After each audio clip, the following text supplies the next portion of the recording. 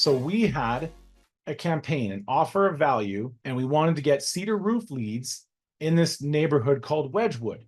So the interesting thing about Wedgewood was that this neighborhood had all pine shakes installed directly on the roof deck. And these shakes were going bad really early because essentially the moisture was getting into the shakes, causing them to split. I'm not a roofer, but long story short, they installed them wrong. And the best way to install a cedar roof is on some kind of skip sheathing, some kind of grid of wood that elevates it, allows it to breathe, right? And then I didn't know about this. I just Googled it, and that's the stuff that I found. So then I went to the roofing side of my business and said, I think we could do a really good job of fixing this problem in Wedgewood because every homeowner has this problem. And if I can associate a pain to a solution and I can articulate that problem or that pain even better than they can, I will probably be perceived as the thought leader on that pain. I'll be the expert source of knowledge that they will trust to solve their pain. So I said, we need to try and find a way to talk about Wedgewood cedar roofs not lasting, the pain, and the solution, which we called, again, we white labeled it. This is not some kind of radical concept of putting what we like a cold roof on. We call it the Strap Cedar Cold Roof Advantage. So we had a name for it. Again, there's our little mouse click, right? And there's the city skyline for Edmonton, where I was, right? So that's the Edmonton city skyline. Everybody recognizes this slanty roof right here. So we talked about the Strap Cedar Roof Advantage. So those were all of our ad thumbnails because we had to get our assets together. Then we had our infographic on why cedar roofs in Alberta don't last and how to fix it. We had a welcome to Wedgewood. And again, the city skyline behind here, and people recognize the skyline when you're from here. Now let's break down what made this infographic successful, because I tried the infographic stuff and I went to Fiverr and I got a bunch of garbage that was made with some template tool.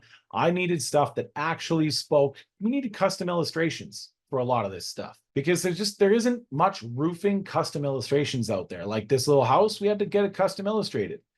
So it's like, did you know, right? The average cedar roof is 125 bundles with approximately 50 shingles. That's 12,500 nails going into your roof. All it takes is one good leak to cause significant damage to your home. We're circling in on the pain. We also would talk about the solution. We did this exploded view that talked about how we built this grid system, built the subfascia. The air would come up here, go up here, basically keep the cedar shingles nice and dry. We try and bring the customer into the scenario, right? By saying like, wow, that roof still looks like it's new. And yes, we had the Sargis roofing roof done on it.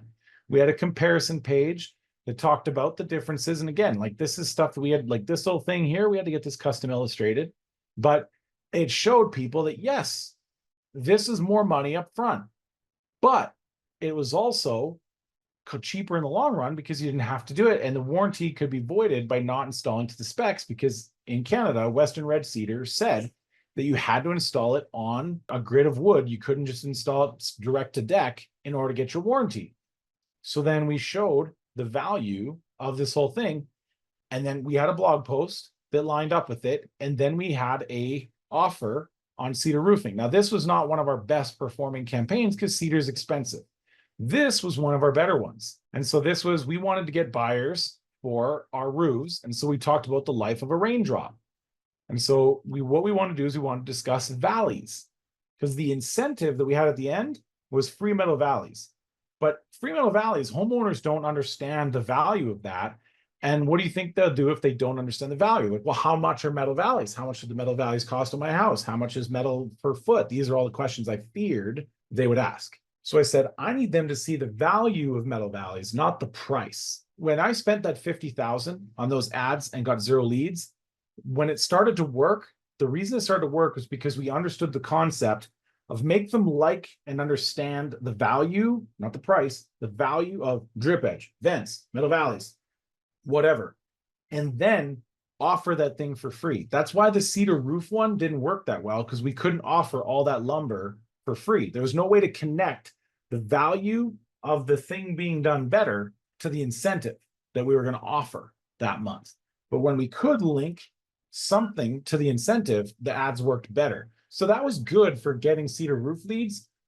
But the Rainmaker ads, not to, pun intended with the life of a raindrop, but the Rainmaker ads, the one that made us tons of money with really cheap leads, were the ones where we could tie the content to the value of the product.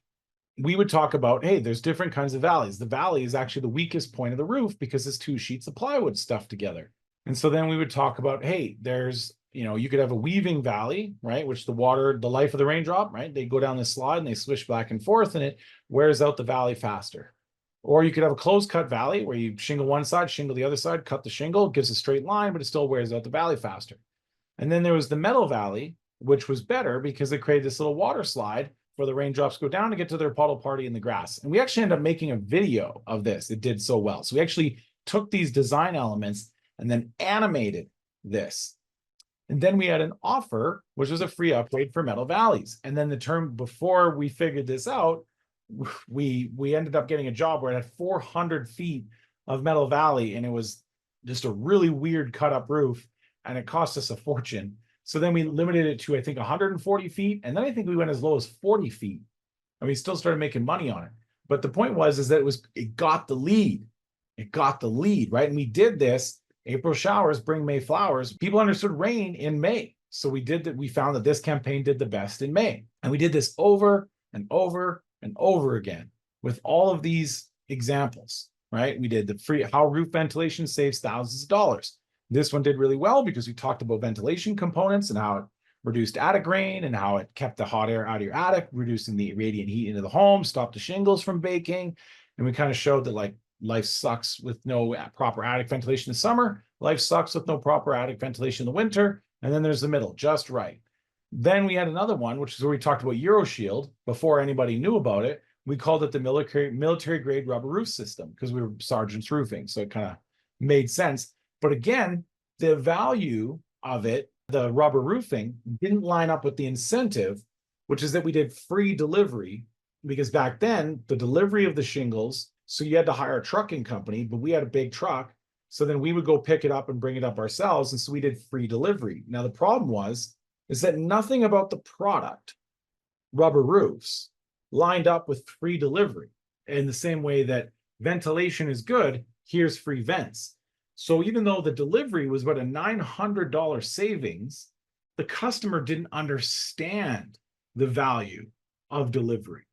But when the vents only cost us $250 to give away for free, the customers understood the value of ventilation to being thousands and thousands of dollars. So I need you guys to understand when it works and when it doesn't.